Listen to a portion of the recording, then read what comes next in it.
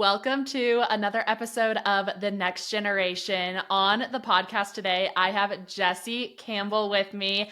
I am so excited for this interview, guys, because Jessie is just a multi-passionate entrepreneur in the media sector of agriculture, and she is just going to bring her wealth of knowledge to all of us today about everything from media training to just kind of her background in agriculture and what brought her to where she is right now. So, Jessie, I would love it if you would just take it away, tell the audience a little bit about yourself and kind of what you do. Sure. Thank you so much. And I'm really grateful to be here with you on this platform and talking to your audience. I've been really excited about this opportunity.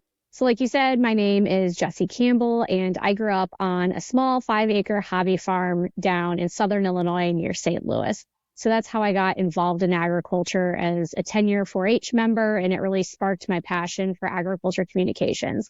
I went to the University of Illinois and graduated in Ag Comm and a leader in minorship. And while I was there, I had the best internship possible, and it was doing farm broadcasting. So that's agriculture journalism for radio specifically.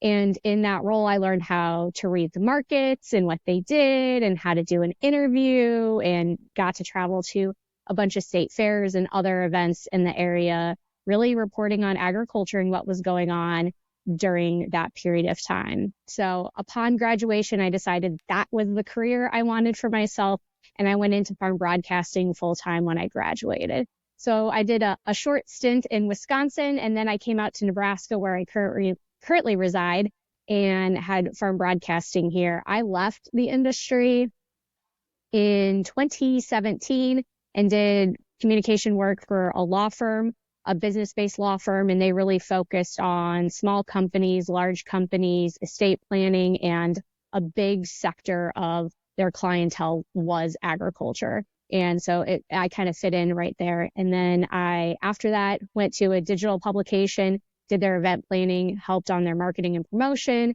and also the editorial work that they did occasionally assisted there. So last year, I left my full-time job and started Marsh Run Creative, a company that I founded and operate right now. And I do contract communication work. And a lot of that has been event planning and audio, video work for farm broadcasters and commodity groups.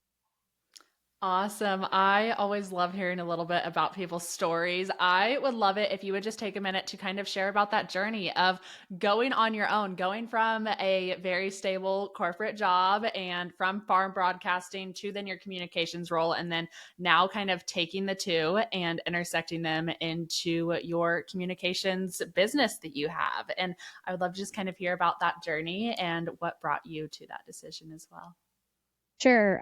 Farm broadcasting, I still love reporting today and editing news podcasts and doing interviews and doing all those things. The thing I loved most about broadcasting was just learning about agriculture. Since I didn't have a production ag background, I had friends that were in production ag, but I necessarily wasn't. It was always a learning experience for me, getting out, going to the field, talking with producers.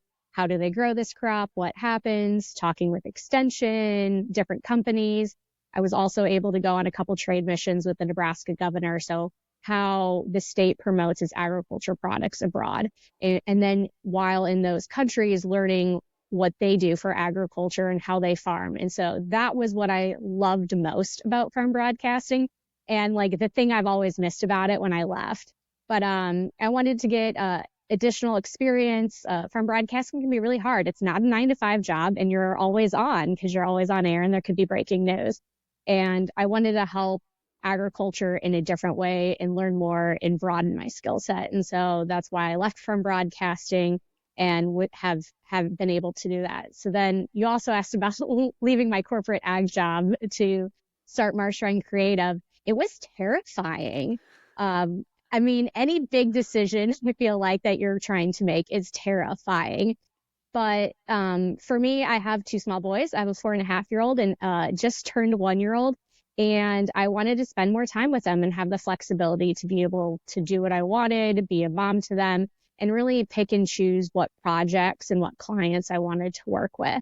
So that was like the main driver for leaving last year in 2023.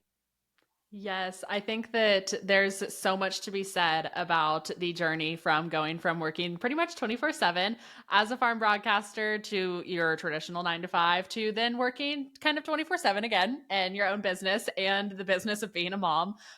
There's a lot to say about kind of running the two and taking that leap to be on your own and kind of just figure it out, I guess you could say.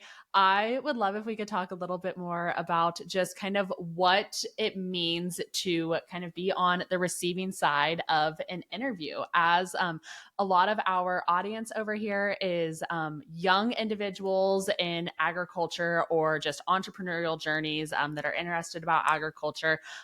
There's a lot out there about well, there's not a lot of information out there, I guess you could say, about how to be interviewed and how to be on the receiving end of that, how to kind of deal with media relations and things like that, because media is very different than social media. The two are very different. And as far as like your farm broadcasting journey goes, you dealt a lot with that. So I would love to kind of hear your take on what that kind of means and what that looks like. Yeah, I'm probably a little remiss in my intro. I missed out on part of the reason why I had my internship doing farm broadcasting is at the station I was at, they were a member of the National Association of Farm Broadcasting and received an internship grant. So that made the station more able to have an intern, and there was actually two of us that year to help offset some of those costs. And so because that station received an internship grant to help have a farm broadcasting intern, I was able to go to their national convention. And it was really at NAFB, the National Association of Farm Broadcasting, that I fell in love with broadcasting, and specifically the people involved, like the broadcasters, but also the adjacent folks, a part of NAFB that we call the Allied Industry Council, which I am a member of NAFB to this day. I sit on the board of directors and I'm an Allied Industry Council representative. So you have your farm broadcasters as the broadcast council, management and sales, so folks who are working at the radio station but aren't broadcasters, and Allied Industry Council. We are the folks that are working at commodity groups, ad agencies, government organizations that are like the communications folks that help piece like the pie fully together. And so I will say most of my comments are going to be based on like agriculture journalism, which is very different than like mainstream uh, news. And so like not your Fox or your ABC or like your New York Times. This will be very, very specific, my comments to agriculture journalism. And I think like we're two very separate entities and we approach things very differently.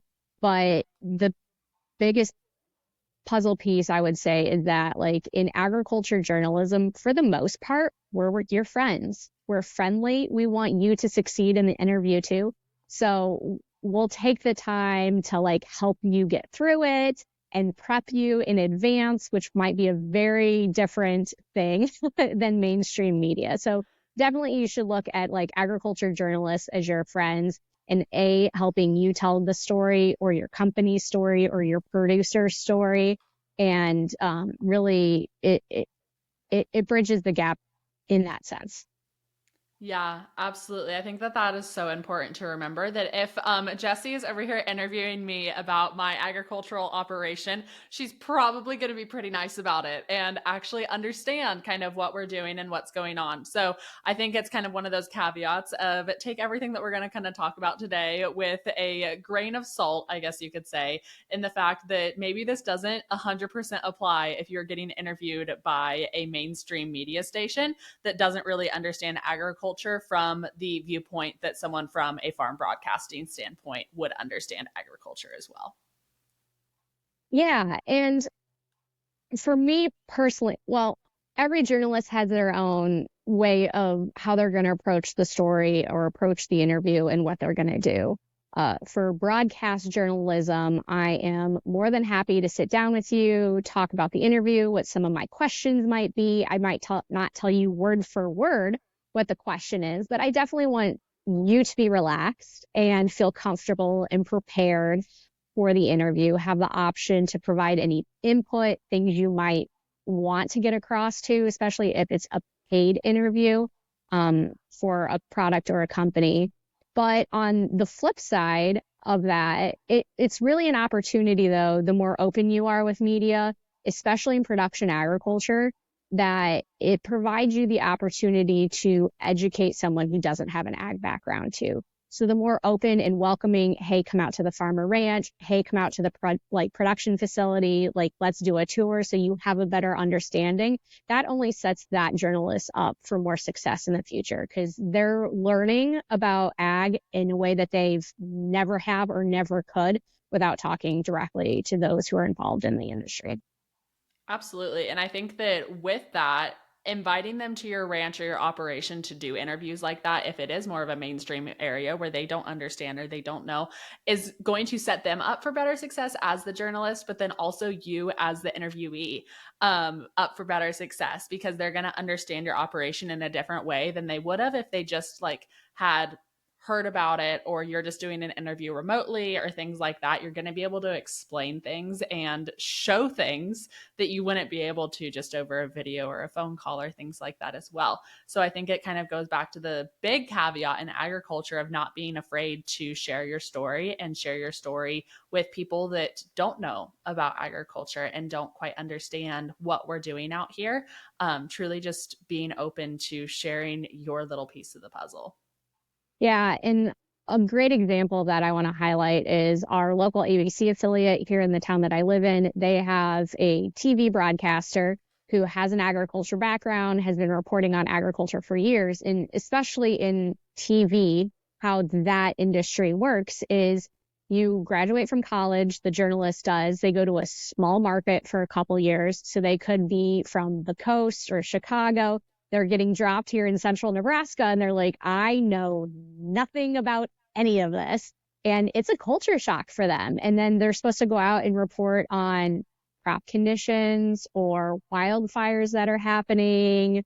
And they have no idea. And so our local TV broadcaster, he does a great job of like fostering those relationships of producers in the area. Those producers have been on TV so often with him and they're bomb proof. So he's like, hey, I'm sending the new person out. Can you give them a crash course? And they like spend the day at the farm, like Yeah. going in a tractor because they've never done that. They go see like the feed yard. They've never seen cattle in real life before. So it's really a great opportunity because when their TV contracts are typically for 2 years, so they might move on in 2 years, but they can take that knowledge when they go to a different market, a bigger market, to better able tell the story of where food comes from.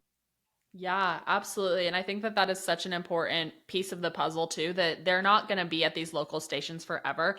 And as they move on to the more regional or national stations or different things like that, as they move on in their career, that piece of kind of working with farmers and ranchers when they were early on in their career is going to set them up to be able to properly share the agricultural story in the future or just understand agriculture in a different way than maybe someone that only ever interviewed or did projects or work or anything like that in inner cities. It truly sets them up to be able to share in a different light. So I think that that's really important to remember that as you're working with these broadcasters or journalists or things like that, you don't necessarily know where they are in their journey. And so being open to obviously they're interviewing you and want you to share your story and share about your operation or your insights. So just making sure you're doing that in just a really positive light for agriculture, being honest and real about what's going on in agriculture, because I think that there's a big portion where we are called to do that, but being honest and real in a almost in a positive light still of like being honest and real, but still portraying agriculture in the correct. 100%. And it's really great because they can move on to Florida and they hear a story. They want to reach out to a producer. They know there's Florida Farm Bureau I could reach out to, or I could reach out to the connections I made here in Nebraska to be able to connect with someone in my home state on a story. So it's really great to foster those relationships with media, especially those who don't have a traditional agriculture background. It can move dividends for the industry by doing that. Not to say it's not scary to invite them up and open yourself up to that. There'll be lots of questions, but I think personally it's the greatest thing that you can do to move the story further outwardly is through media and fostering those relationships. Yeah, absolutely. When these producers or individuals are interviewing with the media, what are kind of your quick tips, recommendations, anything that you kind of have to say to the people that will be on the other side of that? So if you're sitting down and interviewing someone, how do you kind of help them through that interview, I guess? Yeah, and each publication is going to be different. So print is going to be different from TV, which is going to be different from radio. So it's really having a good understanding of what the station, the print publication is looking for. So feel free to ask those questions. Do they prefer a 30-second soundbite or do they want a minute to 2 minute answer? Is this going to be cut up afterwards and chunks are used? Is it going to be aired in its entirety? For print, a lot of times they'll come and record the entire conversation and write a story afterwards. Asking those types of questions will help you better decide how you're going to answer that, how you're going to approach it as an interviewee. That's the big one. Feel free to ask in advance what types of questions, what the journalist wants to get out of it. As I said earlier, they might not get into the nitty gritty, but they can give you topics to go through. And a lot of times, especially in broadcast journalism, our last question we like to ask, is there anything else you want to add that we didn't cover? And so that's a great opportunity to make sure that you're getting all your points across, but it's also a good way to summarize what you've already talked about that could be used as a good soundbite if they're going to chunk it up too. So just asking those questions in advance and getting prepared is the best thing. You can also ask if it's in a print publication, if you can review the story in advance. Sometimes they're going to let you, sometimes they're not, but it's never going to hurt to ask. Yeah, absolutely. I think that that is the most important part of being an interviewee is not being afraid to ask questions as well. Like it's not just going to be completely one-sided. You're allowed to they want your story. They're reaching out because they want something. So you're allowed to kind of counter that, ask, negotiate the ability to be able to review the story if it's a print publication or things like that. And it's also important to ask like the soundbite portion because you don't want something that you said in a 10-second soundbite to be used in something that maybe you didn't expect it to be. And so if you ask that question in the first place, then you're going to be maybe a little bit more careful about the word choices that you use throughout that conversation as well as the person that's getting interviewed. Yeah, a lot of times, especially with podcasting now today, you can do the longer format. So there are stations that still stick to like, they want a 30-second soundbite because it's going to be a minute to a minute and a half clip by the time they intro it and then outro your soundbite. But there's also long form where it could be a 5 to 8 minute interview. So you don't want to give 30-second soundbite clips for an 8 minute interview. That's so many questions to have to roll through. So you do have the ability to dive deeper into some of these things. And that would be the advice I would give for not bought ads or not a paid story. If you're with a lot of radio stations, you can buy to have an interview aired. And so I would approach that very differently. Yeah, absolutely.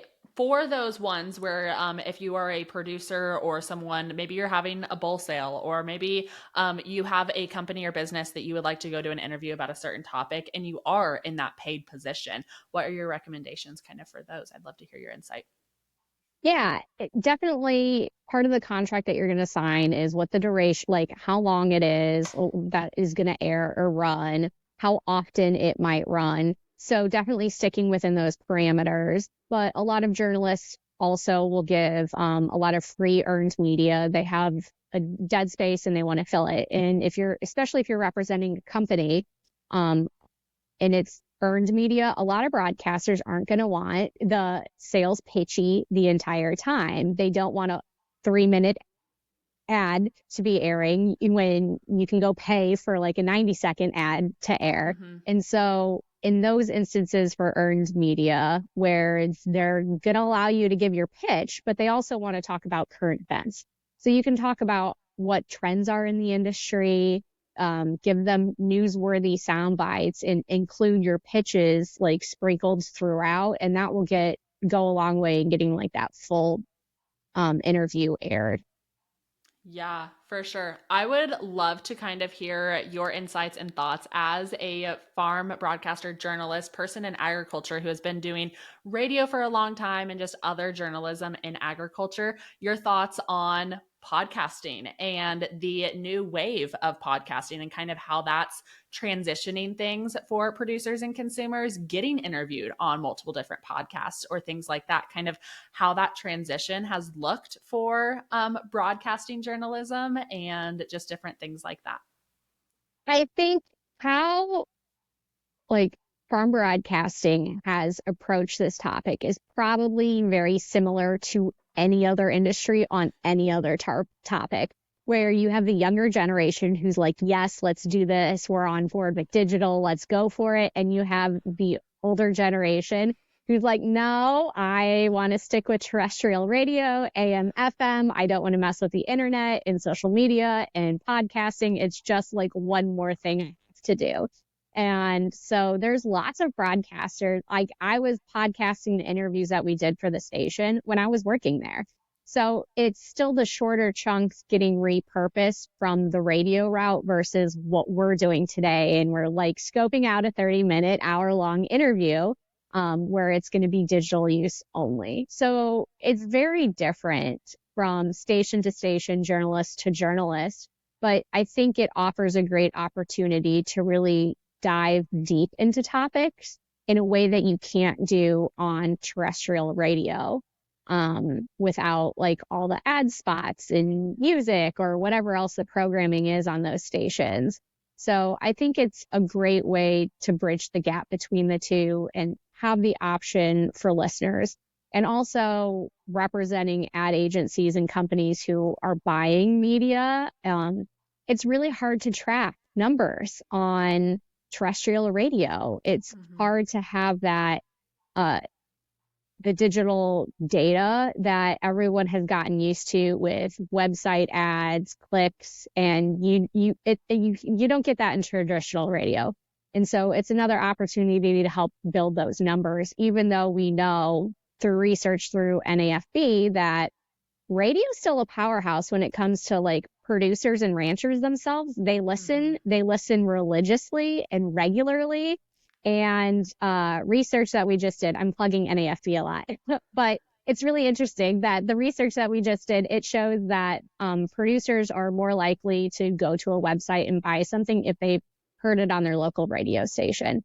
And so while we don't necessarily have the data for this is how many people are listening specifically at this point in time, we do have the click-through rates that you can get. And so I think that we just have to do a better job telling our story and what radio looks like and what the day-to-day from broadcaster is, and help bridge that gap that it is important in purchasing from ad agencies, the purchasing power of radio. But producers and ranchers listening know, like, yeah, we have it in the milking parlor. It's on the tractor. It's in the grain pickup. Like it's whatever station you listen to, it's just kind of stuck there. So we all know that. Yeah, for sure. I know that for us personally, there were some grain pickups that you couldn't change the radio station even if you wanted to. So you didn't have the option to listen to anything other than when you hit the top of the like steering wheel area, when you hit the top of that, whatever station it landed on, that's what you got to listen to that day. And that's just how it ended up being. So, and I know for us personally, we have the radio going at all times kind of in our barn. It keeps the raccoons away. So, I mean, it does something, right? And so there is just such a, just outside of that as well, so many people still utilize the radio. And I know we have Apple CarPlay in our cars, and I rarely listen to the radio anymore, like the traditional radio, because I don't want to deal with the ads or anything. But there is still such a place for it. There is still such a place in a home for all these multifaceted areas of media. And I think that truly podcasting and its podcasting's growth over the recent years has just evolved another section of media that we can utilize and put those longer form contents on there, the things that, like you said, where we can dive deeper and get to like the real depths of people's stories and things like that. So I think that there is just truly such a place for it. And but we can't forget about the tried and true and the things that just approach different audiences differently. Yeah, and podcasting also serves a great place because you can do this longer format and it's already set up to be a great series. And it can be a series that you can binge. So the entire series can be released if you do it weekly, but then you can go back and listen to the whole series and just listen to it in its entirety instead of staying up to date with it weekly. And so that provides a unique and interesting opportunity for broadcasters too, who are like, okay, I want to talk about the Farm Bill, because that's what everyone's talking about right now. Well, you can set up your episode to talk to several people throughout the half hour, however long your podcast runs for. And then the next episode, we're going to talk to several people in the beef industry about a Farm Bill. And then the next episode, we're going to talk to several people in the dairy industry about the Farm Bill.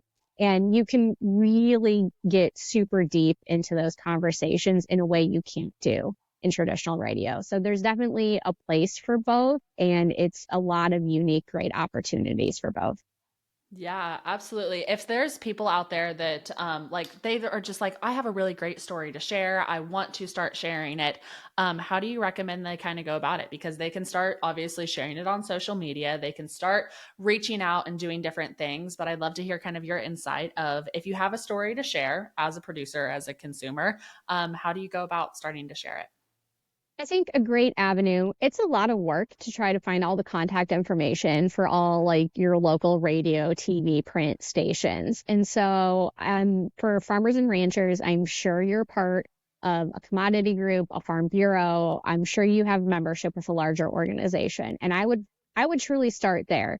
They would help you prep, get you used to it, doing an interview, but also they have contacts with some of those ag friendly folks, traditional media folks that aren't swayed one way or the other. That would be pretty reasonable to having those conversations. And I would go that route into it if you don't already know of a TV personality, journalist, farm broadcaster, or editor, print person to go through one of your organizations you're involved with, because they're going to have those contacts and know who might be a good fit for you and kind of help reduce the legwork for you on that front. Yeah, for sure. I think it's really just leaning into your community, leaning into your people that you have on your side in your rural communities and things like that. People at the Farm Bureau or just different organizations that you're a part of are there to provide you with those resources. That's their whole job. Like they have obviously a big portion of their job is just helping farmers and ranchers and helping them kind of continue to expand their operation in whatever facet that be in. So if you want to go and run an ad for your bull sale, or if you want to go and just talk about new current events as a person that is in the depths of it. I think it's truly just reaching out to your contacts in your community and starting there. And you never know what story is going to get picked up from that, because a lot of journalism is you share your story once and another journalist is going to pick it up and want to go write a story about it. So maybe you did an interview on the radio and then there's a longer form interview that you do next because someone wants to write about it in their journal or things like that as well. And I think it's a great funnel, vice versa, too, because as a former journalist myself, and I do event planning, and so I've done this already. I have an event in St. Louis and I want a producer there. So I'm reaching out to the commodity groups in the area. I'm like, this is what I'm looking for. Do you have a good farmer? And so journalists do that too. So if your commodity group or organization you're involved with knows you're open to doing that, you're then on the short list, or like, I'm looking for someone in this part of the state, like, oh, this person lives here and they've expressed interest. So it's also a good way for journalists to get in touch with producers, but then producers to be on the list and get help and assistance through their organizations too. Yeah, absolutely. It's truly just getting yourself out there and putting kind of the bug in everyone's ear, I think is a big portion of it too. That way, when those opportunities do arise, you're prepared and you're ready for those opportunities when they come. Because if someone wants to do an interview with you this week about a certain topic, you're not going to have necessarily the time and the ability to go and spend the entire week prepping or getting those interview questions or just prepping with people like Farm Bureau or things like that to then go and do said interview. We all have lives and things. So it's really nice to be kind of proactive in that, of going and getting that information, getting that knowledge base about how to interview, how to sit down and kind of talk to people and just different things like that. So I would love to hear kind of your insight on, when you are sitting down and talking to someone, how does a person like not get nervous? How do they like not just ramble really fast the whole time? How do they talk slowly and with authority? And just all of those different sorts of things that, as being an interviewee, I used to get interviewed for like 4-H things at like the county fair.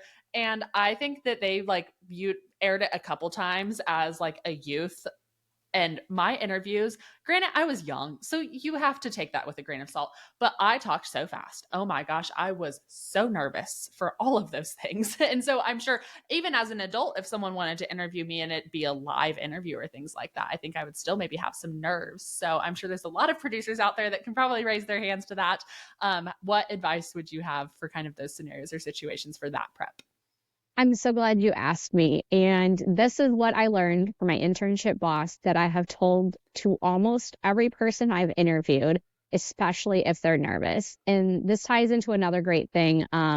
When you're prepping, if it's not print, because obviously that's not getting aired live, TV, radio, be sure to ask if it's pre-recorded or live, and that will help you too.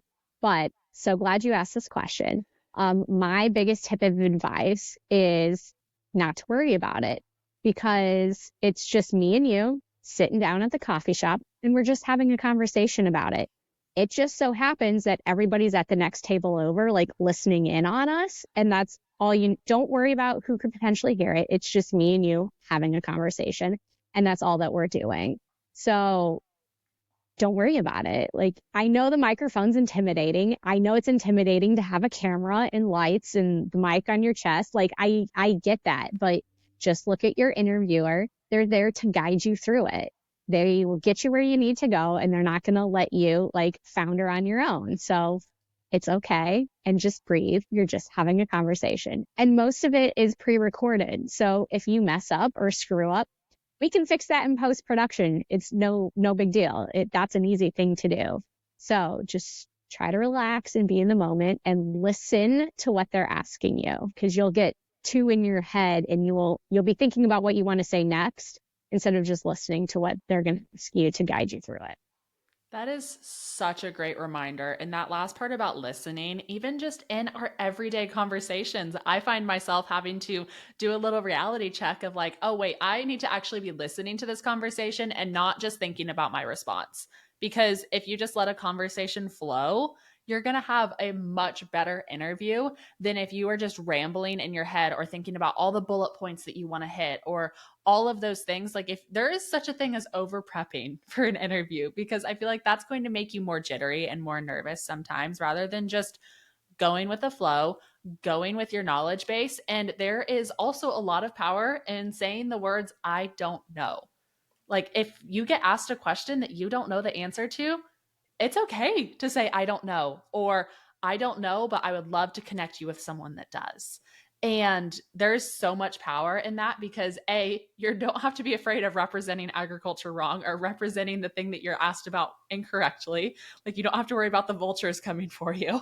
And then B, like, it just settles your own nerves of, you don't have to worry about prepping for a topic that you're not comfortable talking about, because that's not why that interviewer is coming to you to talk about something you don't know. They want to come and talk to you about the things that you do know and that you are comfortable talking about. So I think that is just so important to remember, even just for our daily lives, like even just for conversations we're having on the daily. Just remember to listen a little bit more rather than just think about what your response is going to be. Exactly, because you might have talked through the questions, the talking points with the person who's doing the interview, but you said something that really intrigued them. And so then they ask you another like an adjacent question to that wasn't prepped. And sometimes you get like a lot of like, oh no, like, wait, what did you just ask me? Because like we were so focused on like a script in our head or planning it out, which I'm all for being prepared. It helps make you less nervous. But if you're too in your head, you can tell in the interview, and it's not a good interview. And it is very powerful to say that you don't have the answer to that. Like, you should never talk yourself into a corner by any means. Like, even if it's live, just saying, I can connect you with someone else is like the appropriate response for that, because we can't know everything. You don't want to get in the weeds on anything, especially if it's technical or if it's policy related. You definitely don't want to get a phone call later being like, what did you just say on air? Like, that is not what anyone wants at all to happen to them. Yeah, I think that that truly is like just such a fear that I personally have. Like I have so many connections in agriculture that if I ever did an interview and said something wrong, oh my gosh, my family friends would be the first people to call me and be like, "Girl, you that is completely wrong. You that is everything about what you said is wrong." And so I would always just rather say, I don't know, because I know the backlash that I would get, not even from people on like the other side or people that I don't know in agriculture. I would just get so much shade thrown my way from my family and friends. Like, and I would never hear the end of it, you guys. Like, I would go to family Christmas every single year and I would hear about that one time I got that one fact wrong. And so I'm like, if I can keep numbers out of it sometimes, or if I can keep just like the two technicality sectors of it out, I'm going to, unless you can like cite it right then and there. Like, this number, according to this study, if you can cite that and that's in your head, great, grand, awesome. I am so proud of you. I am not that person. I do not have studies just rolling around in my head all the time. So I'm going to keep the numbers out of it. And I think that there is so much power in just sharing your story. Like, you don't have to get into the weeds. You don't have to get technical. Just share your opinion and your experiences and your story, because no one can fight you on your story. Like, it's your story. And so I think that there's a lot of power in just staying out of the technicality sometimes, unless you get reached out about to be a person that's sharing the technicalities. You don't always have to approach it with the science. Yeah, and definitely if you are asked to do an interview representing commodity group, board, or whatever, they're probably going to prep you on what they want you to say and give you those numbers in advance. And you can have like a little cheat sheet with them all written down.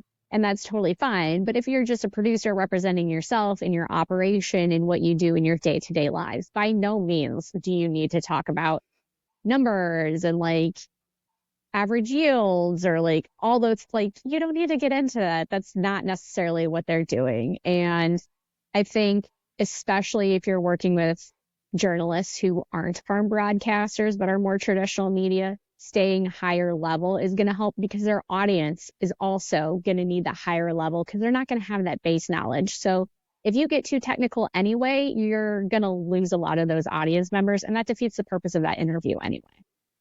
Yeah, absolutely. There's so much to be said about just making sure that you're staying high level and keeping that high levelness, because you want to be able to touch a lot of individuals, especially with interviews that are those more mainstream interviews, or maybe they're the regional interviews or things like that that are going to get streamed to people that are in inner cities and things like that. You want to make sure that you are portraying agriculture in a way that isn't super technical and doesn't like scare them away from that interview or hearing your story. Like, I think you have sometimes like maybe 20 seconds of someone's attention before they maybe scroll on to the next thing. And so it's one of those things that make sure that when you're sharing your story or things like that, that you are keeping it personal, you're keeping it real, you're keeping it you, and all of those things. And just show up as you and authentically you, and you're gonna succeed in that story and stuff. Yeah. And I think even if you are talking to farm broadcasters, um, you're you're talking to them and they're going to know what's going on, but you're talking to their audience too. And I would approach that. And if you have a good broadcaster, they're going to start high level and funnel into the specifics that they want.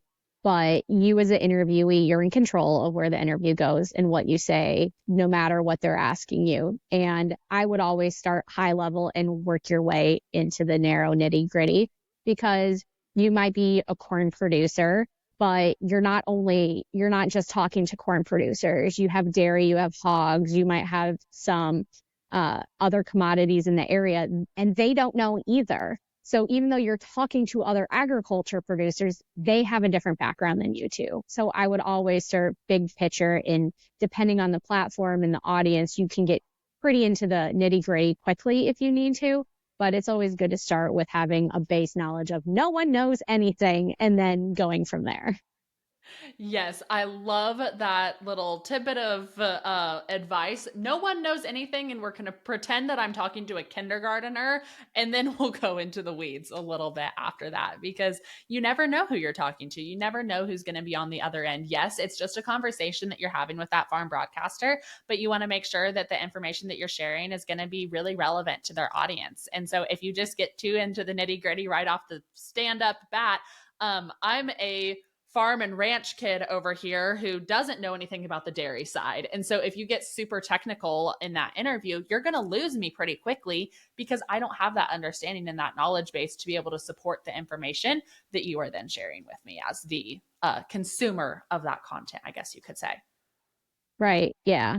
And I think it's just a great avenue to start big, get into it. You can start big and let the broadcaster lead you into the weeds if you need to eat more time, if it's a longer version. So just for sure having that conversation in advance of what you want out of it, time lengths, audience is another great question to ask them to really help you prep for that conversation.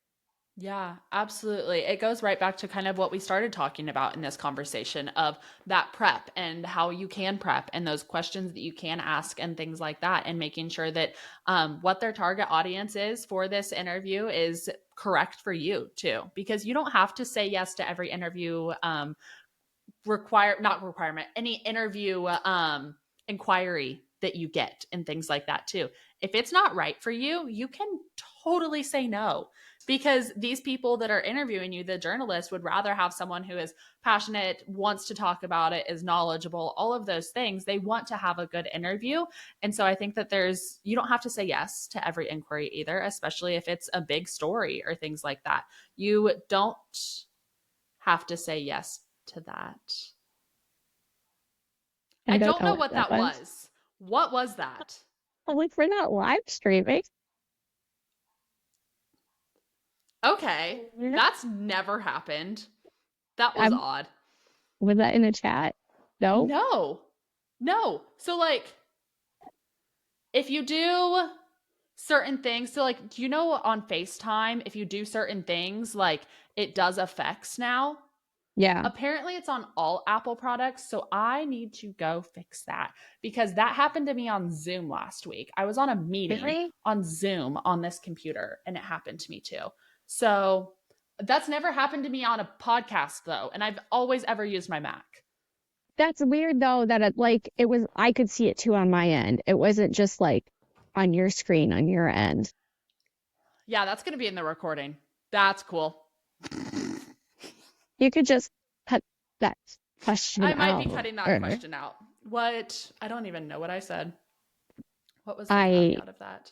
I don't know. Oh my Distracted and my gosh. brain like wiped everything. No, seriously. I saw that and I was like, I could no longer think. What just happened? My brain is only thinking about the craziness of what that was. But oh well, it's okay. When people go to the YouTube channel, they will know that it's chaos over here, and you can only expect that. Sorry, you're getting the real raw, uncut version on YouTube. No, we cut it on YouTube, but they get to see me rain or shine with no makeup all day long. So, um, okay, back to the interview. I need to refocus my mind. Um, Yeah, I just think that it is so important to remember that as a producer, you have the ability to kind of say no to some of these as well. So if you do get an inquiry from a journalist or things like that, you don't have to accept it, especially if it is a really big story or something like that. Let's say something tragic happened on your farm or ranch or your operation or through your business. You don't have to say yes to those interviews, but I would love to hear kind of your intake and your insight on when it is negative, when it maybe isn't necessarily a positive story that's happening or stuff like that. I would love to kind of hear what your pieces of advice are for the, I guess, PR side of that as well. Yeah, as we've both stated multiple times now, it's very different from traditional agriculture media and non-ag media and how you approach that in different ways. Definitely, if it's a non-traditional ag media, I would be roping other people into the conversation, like your commodity organizations that have more media training that could help you if you wanted to do the interview, and they can help you prep for that and either be there, listen in, and really just help facilitate the best questions and get you ready for that interview, and maybe also help prep the other journalist, like the journalist too. For traditional agriculture outlets, I think it's very easy to have a conversation in advance, what your touch points are, what may or may not be difficult for you, questions you want to steer away from. But just really having that conversation with the journalist yourself is going to go really far. Um, in really outlining what that's going to be and what that looks like. And just knowing up front what you do and don't want to talk about and sharing that with the journalist will help them better not ask those questions. You can't control what they're going to ask you, but at least you've already A, thought about it, and B, have kind of a planned response, or know that, like, no, I'm just not even getting into it. So how to deflect that question and not answer it. And you've kind of already set up that boundary for yourself where you don't just get caught in feeling like you have to answer something. And that's definitely not something you want to do. So when it comes to those harder topics, more prep is needed, but there's resources out there for you to help you prep. But like you said, you don't have to do it if you don't want to. By all means, if you want to and you want to take the time and you think it's important, then do it. And just prepare for it. And I think you'll be fine. Yeah, absolutely. If there's someone listening to this and they're kind of like, well, I'd like to maybe get a little bit more in-depth media training, really understand like maybe how to have those conversations with the people outside of farm broadcasting and outside of agricultural broadcasting.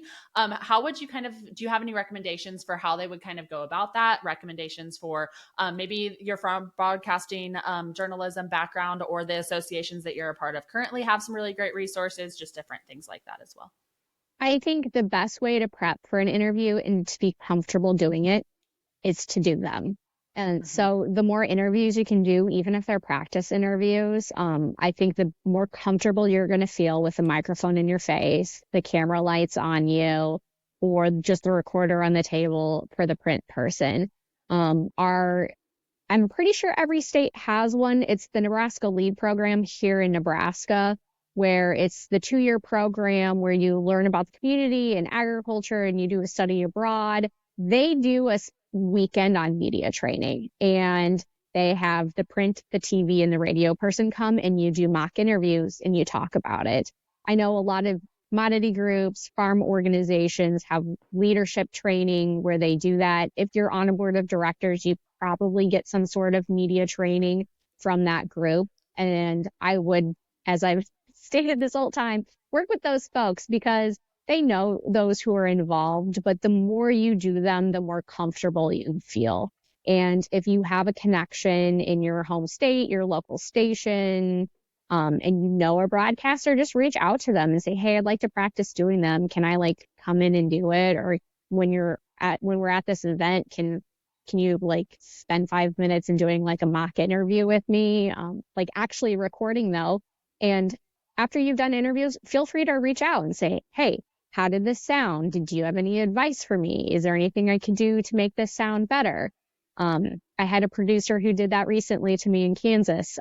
Who I was facilitating, like hooking them up with interviews, but they asked for any advice that I could to help make those points or their delivery any better. So feel free to follow up after the fact when you've been doing a couple interviews. Yeah, that's so important to remember to just follow up with the constructive criticism. Like, just keep on growing yourself and getting better. And I love that you took that in the route of just go and do it. Because I feel like so many times people like really get passionate about a topic and they deserve to be sharing about it. And they really need to be sharing about it outside of just their traditional audience that maybe they currently have. And I feel like so many times people just get scared to just go and do the thing. And it's like just start small, You don't have to go reach out to any major news stations or even your state news stations or anything like that at the beginning.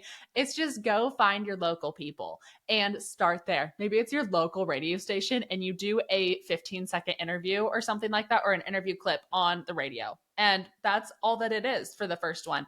But it's just getting in the habit of routinely doing it and making sure that the routine is there of doing it, because I think that it is kind of a skill that you have to continue to nurture. And your story is gonna change as you grow and evolve and things like that. And so I think it's important to just continue to nurture that habit and to continue to just grow yourself with that. It's very similar to public speaking. I mean, I have a ton of farm broadcasting friends who are mortified to get like on a stage in front of people because in radio, you're in your box with a microphone, like talking to yourself all day. You don't see your audience members. So they freak out when they have to like see them in person. So they can be just as scared as you are sometimes. And just it's the more you do it, the more comfortable it feels, the more natural it feels. And so just whip out your phone and record yourself talking about something and listen to it. I mean, it's similar to that, but just the more times you can get in front and do it and practice it, the more natural it feels, the more at ease it feels, and it will pay off dividends for you. It'll go far with your like anxiousness and anxiety in the moment doing it. Absolutely. And I think a lot of it just starts with just having conversations about the topics that you want to discuss too. Like just talking about it with other producers or family or friends or things like that. Just truly sitting down and having that conversation, because then they may ask you questions that you hadn't thought about before and prepare you for the interviews in a different way than I guess you necessarily would have just talking with yourself in those scenarios. So just go start having conversations, and you never know where those conversations are going to lead. So just start with your family, your friends, something that you're passionate about, just start sharing it. Because I feel like so often we get really passionate about something and then we're afraid to share about that passion, or because of the judgment or the fear of whatever the fear is that you maybe have rumbling around and things like that. We get scared. And so just start small, start with the conversations and let it kind of really naturally go from there. Because if you're used to talking about it in a conversation, it's going to be a lot easier to sit down with a person like a journalist and have a conversation about it, because you've had a trillion other conversations about it with your family and your friends and your coworkers and other people in the industry that know what you're talking about and kind of understand as well. Yeah, that's why the advice my internship boss had given me, like you're just sitting down at the coffee table and everyone just happens to be next to you listening, is yeah, it's going to be on air. People are going to see it. They're going to hear it. They're going to read it, but you're just sitting down with the journalist. But I'd also say if your farm broadcaster in your local area is a big deal, don't get starstruck either and then have that trip you up. Like they're just a regular person just like you are. So that pre-conversation, and it might be the prep right before you record. They might call and you get on the phone or whatever, and you're having the conversation, getting ready, and then you start recording later. But that will really help keep your nerves down and feel like, oh yeah, they are just like everyone else. They're genuinely interested in them.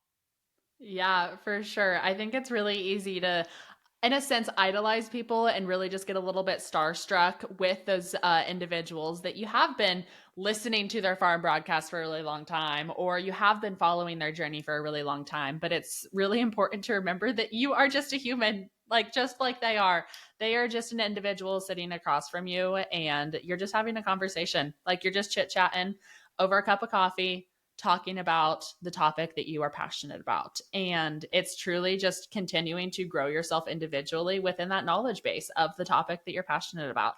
So, whatever it be in, continue to expand your knowledge base, expand your way of thinking with it. And I think that there's a lot to be said about continuing to expand what you know about the topic that you're talking about, because the industry is always changing and there are certain things that are always going to be changing. But it's really important to, if you are a public speaker or someone that is really passionate about a certain topic, and maybe you've done a few speeches about it or you've done a couple interviews, don't let every single interview and every single speech be the exact same thing over and over again, because you're going to be talking to different audiences. You're going to be hopefully changing that speech a little bit as you continue to grow and develop and things like that as well.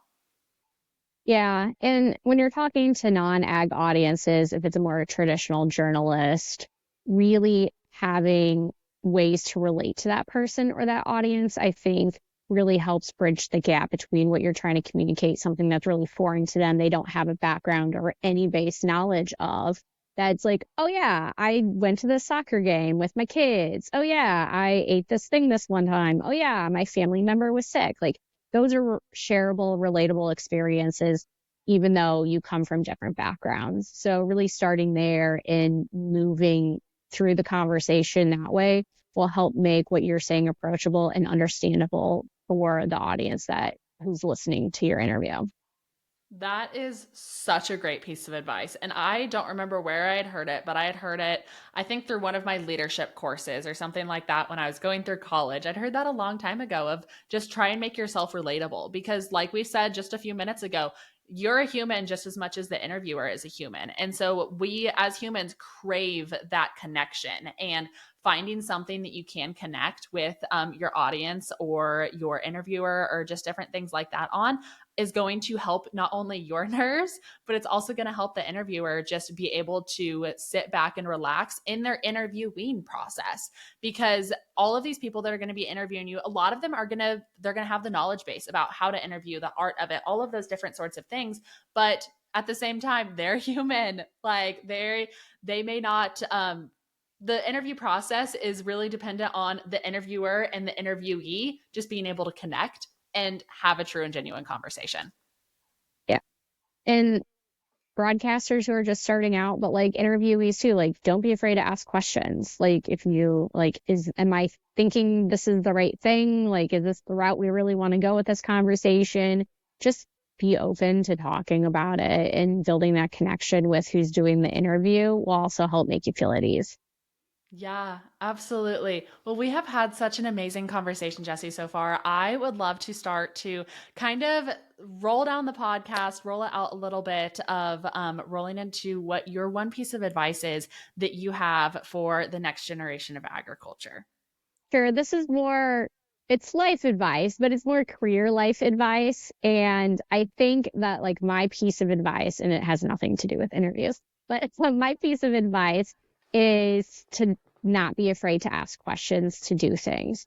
Um, Two of like the greatest experiences I had while working in radio here in Nebraska was I was able to go on a trade mission to Europe and to China with the governor and the trade delegation. And the Europe trade mission I went on, I started in January. I went on the trade mission in May. So like 5 months on the job. And because I asked if I could go. If I wouldn't have asked to go, I wouldn't have gone. So the worst anyone can do is tell you no, but you for sure won't be able to do it without asking the question. So that's my advice, is just to be open and ask questions to see what doors can open up for you. Because if you don't ask, it's not going to happen. I absolutely love that piece of advice because it's, as a person who has a background in sales, that was told to me very early on in my career of like, what's the worst thing they're going to say? No. No, Okay, move on. Like at the end of the day, it's not that deep. Just ask the question and don't be afraid. Like it's really the person that's on the receiving end of that question most of the time, they have not sat around and thought about this for hours upon hours and combobulated every single possible scenario of how this conversation is going to go, like we have as the people that are afraid to ask the question.